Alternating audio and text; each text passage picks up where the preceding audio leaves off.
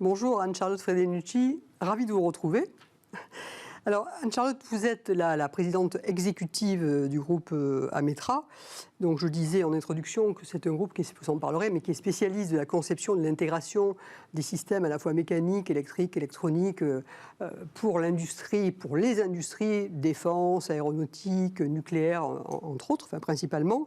Mais le mais n'est pas adapté. Et vous êtes aussi vraiment le porte-étendard, ou l'un si vous êtes modeste, mais le porte-étendard de la French Fab, puisque vous êtes véritablement très emblématique à cet égard. Alors c'est ce qui m'a donné bien sûr très envie de vous recevoir pour que vous portiez à nouveau ici haut le message pro-industrie française, et qu'également vous montriez toute la place que les femmes peuvent y prendre, puisqu'elle est encore largement insuffisante.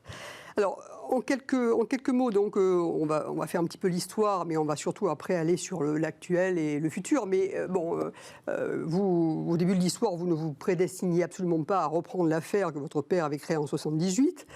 Bon, mais faute d'avoir un fils, ce dernier vous a proposé en 2001 de le rejoindre. Donc, quel était votre état d'esprit au moment où il vous a fait cette proposition ? Alors vous avez raison, Marie-Claire. Déjà, merci pour cette invitation. J'ai entendu mon père toute sa vie dire « j'aurais bien aimé avoir un fils pour reprendre mon entreprise ». Comme il n'avait que 2 filles, à un moment donné, il s'est posé la question. Mais ce qui était nouveau en 2001 et qui ne se serait sans doute pas produit 10 ou 20 ou 30 ans avant, c'est qu'il s'est dit finalement, ma fille, qui a fait une grande école de commerce, qui est dans un cabinet de conseil en stratégie prestigieux, est sans doute la bonne personne pour reprendre l'entreprise. Et c'est à ce moment-là qu'il m'a fait venir en 2001 avec une première période pendant laquelle j'ai modernisé le groupe Ametra. Et puis en 2009, c'est là où j'ai vraiment repris les rênes parce que Ametra traversait une crise profonde.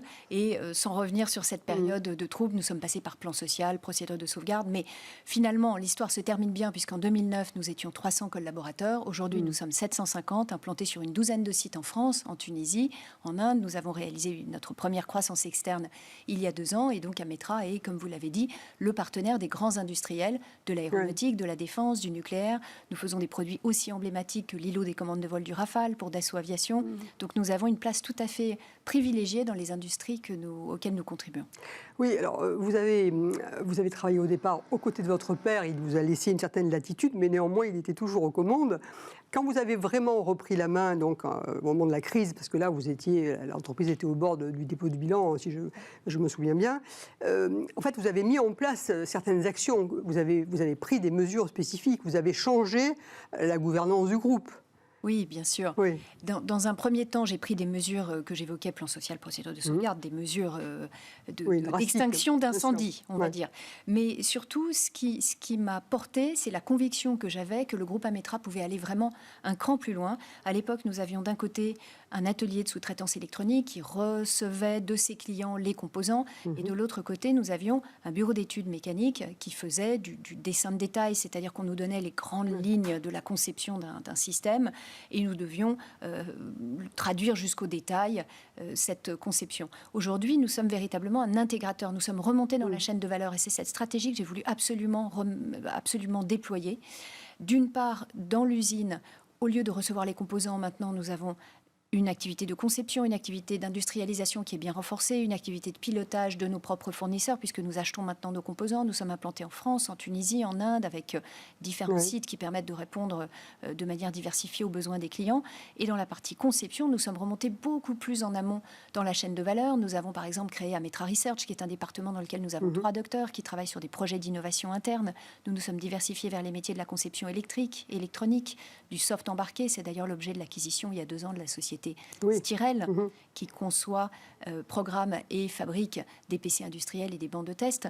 Donc vous voyez, toute cette logique de remonter dans la chaîne de valeur, c'est vraiment ce que j'ai voulu mettre en place. Et ça a payé, puisqu'aujourd'hui nous sommes référencés chez tous les grands industriels des secteurs que je vous citais, aéronautique, défense, nucléaire, etc. Et en plus de cette stratégie de remonter dans la chaîne de valeur, j'ai voulu également diversifier les activités parce que j'étais convaincue que la pérennité oui, parce qu'à l'époque, vous aviez un gros client qui a failli vous faire tomber. Nous étions très dépendants d'un secteur d'activité, d'un client en particulier, qui, même s'il nous a apporté beaucoup de soutien, était quand même une source de risque. Aujourd'hui, nous sommes présents dans de nombreux secteurs d'activité. Aucun ne représente plus de 30% de notre activité. Aucun client ne représente plus de 15% de notre chiffre d'affaires. Ça permet de garantir à nos collaborateurs, et c'est la promesse qu'on leur fait à l'embauche, la variété des projets sur lesquels ils vont travailler.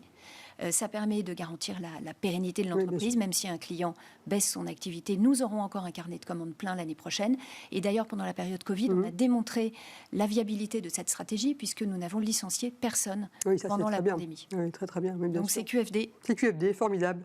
Oui, donc vous êtes passé par les étapes, donc dans les 15 années depuis que vous avez repris la main, vous êtes passé par plusieurs étapes, vous venez de les décrire, enfin, la façon dont vous avez conçu cette transformation radicale, puisque l'entreprise aujourd'hui n'a plus grand-chose à voir finalement avec le groupe de Roure, puisque c'est ainsi qu'il s'appelait vous l'avez renommé en 2017, mais les choses ont beaucoup évolué et vous êtes passé par l'étape d'internationalisation qui, je crois, n'était pas le cas auparavant. Vous l'avez fait en accompagnement de vos clients, vous l'avez fait... C'était pour accompagner uniquement les clients ou vous avez également créé d'autres activités indépendamment des clients existants à l'international? Nous étions légèrement présents en Tunisie, on va dire, quand j'ai repris le groupe, mais nous avons intensifié cette présence en Tunisie. Aujourd'hui, nous sommes quasiment 100. Et nous avons créé une co-entreprise ou joint venture avec une société indienne, à Hyderabad, dans l'objectif d'accompagner nos clients, effectivement, mais toujours dans une logique de créer une activité supplémentaire. Nous n'avons jamais délocalisé d'emploi en France, et ça, je suis très attachée à cet engagement, à cette notion.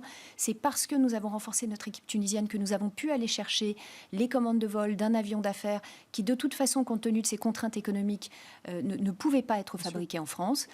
Et ceci nous a permis de renforcer les liens avec le même client qui, par ailleurs, nous a donné d'autres commandes en France. C'est parce que nous nous sommes implantés en Inde que nous avons gagné de nouvelles commandes chez, par exemple, Thales, que nous avons pu signer en France d'autres référencements et d'autres partenariats avec Thales, puisque Thales a clairement dit à ses fournisseurs, si vous nous accompagnez en Inde, puisque nous avons besoin, nous, pour défendre nos marchés, pour gagner des positions commerciales, nous avons besoin d'y être présents et d'y acheter. Si vous nous accompagnez en Inde, vous aurez également des commandes en France. Et nos clients ont joué le jeu et l'emploi a continué à se créer en France, dans nos territoires. Oui, ça c'est intéressant parce que cette idée que, d'ailleurs vous le développez souvent, enfin je vous ai souvent entendu dire ça, et vous avez là aussi très raison, le fait d'être à l'international, finalement, vous permet d'augmenter vos équipes en France. Donc la création d'emplois en France liée à l'internationalisation, bon, c'est lié bien sûr à la croissance, au développement de l'entreprise, mais c'est bien de le présenter ainsi parce que ce n'est pas forcément ce que tout le monde peut avoir en tête, pensant qu'au contraire, on crée de l'emploi ailleurs, mais pas en France. Donc ça, c'est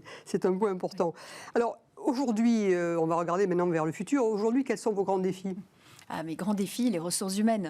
Je laisse de côté la crise des composants, notamment de l'aéronautique, parce que finalement, l'équipe formidable d'Ametra a réussi à trouver des solutions aux côtés des fournisseurs, aux côtés des clients. Aujourd'hui, mon plus grand défi, c'est recruter, former, fidéliser les collaborateurs qui feront les succès d'Ametra de demain. En 2023, nous avons... je dirais même à l'instant actuel, aujourd'hui, j'ai une centaine de postes ouverts dans le groupe Ametra, à la fois dans les bureaux d'études, en Île-de-France, en région, également dans notre usine d'Ametra Intégration à Longuet-Jumelles, près de Saumur. Nous avons par exemple en ce moment une formation de 15 câbleurs aéronautiques. Nous avons recruté des demandeurs d'emploi. Nous les formons à travers des outils métiers. Nous avons un formateur maison, nous avons développé nos outils pédagogiques maison. Et dans 2 mois, cette quinzaine de femmes et d'hommes passionnés comme nous tous par les beaux produits techniques qui sortent de nos usines seront capables de fabriquer les produits les plus simples. Et puis dans 1 an, dans 2 ans, dans 5 ans, au fur et à mesure qu'ils gagneront en expertise, en doigté, en maîtrise. C'est une progression au sein de l'entreprise par une formation directement à l'intérieur. Absolument, ça sera une formation au poste. Donc voilà le grand challenge, le recrutement. Le défi majeur. Alors c'est vrai que vous le partagez avec une majorité de chefs d'entreprise qui a généralement ce sujet du recrutement actuellement. C'est quand même un point très très crucial. C'est vrai, on voit une pénurie de ressources partout, mais heureusement, dans une ETI comme Ametra, nous avons des arguments, par exemple la proximité avec l'équipe de direction, la rapidité à prendre des décisions. Nous avons des arguments qui convainquent les jeunes qui sont en quête de sens aujourd'hui de venir travailler chez nous. Alors ma question, vous y attendez, donc dans ces jeunes que vous recherchez, que vous trouvez, que vous formez, la place des filles. J'aimerais vous dire qu'on embauche autant de jeunes femmes que de jeunes garçons. Malheureusement, ça n'est pas le cas. Pourquoi ? Parce que quand nous recrutons, par exemple, pour notre bureau d'études mécaniques, à la sortie des écoles d'ingénieurs mécaniques, on a très peu de femmes. On a moins de 20% de jeunes filles. C'est un secteur qui est très, très masculin. En revanche, ce à quoi on est particulièrement attaché chez Ametra, c'est à garantir que les jeunes filles qui rentrent chez nous soient particulièrement suivies soient encouragées, qu'elles ne se mettent pas elles-mêmes de plafond de verre. Oui, parce que les freins sont souvent... Voilà, on sait aussi que la difficulté à promouvoir les femmes dans une entreprise, ça n'est pas seulement le regard que portent les managers sur les jeunes femmes qui mériteraient d'être promues, c'est aussi le regard qu'elles portent sur elles-mêmes.